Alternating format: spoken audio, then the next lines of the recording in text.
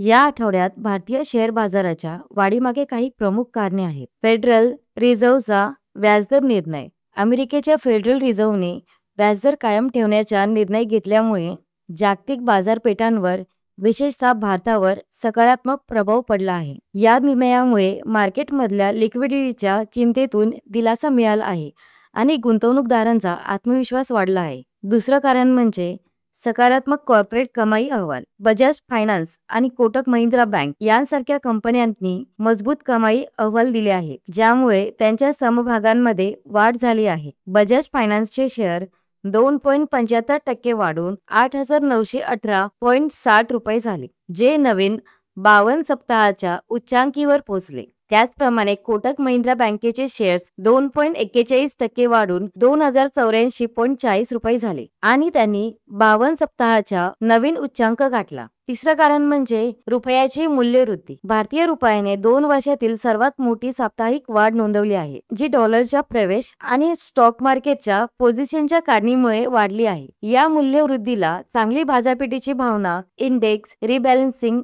आणि परदेशी संस्थात्मक गुंतवणूकदारांच्या खरेदीमुळे आधार मिळाला आहे. आणि चौथं कारण म्हणजे क्षेत्रीय कामगिरी. माहिती तंत्रज्ञान, औषध निर्माण आणि वित्तीय सेवा क्षेत्राने मजबूत कामगिरी केली आहे. HCL टेक्नॉलॉजीज आणि टाटा कन्सल्टन्सी सर्व्हिसेस यांसारख्या कंपन्यांचे शेअर सकारात्मक गुंतवणूकदार भावनामुळे वाढले आहे. या सर्व घटकांनी भारतीय शेअर बाजाराला या आठवड्यात नवीन उंचीवर नेले आहे, जे जागतिक संकेत, मजबूत कॉर्पोरेट कामगिरी आणि चलनाच्या मूल्यवृद्धीचा उत्तम मिश्रण दर्शविते.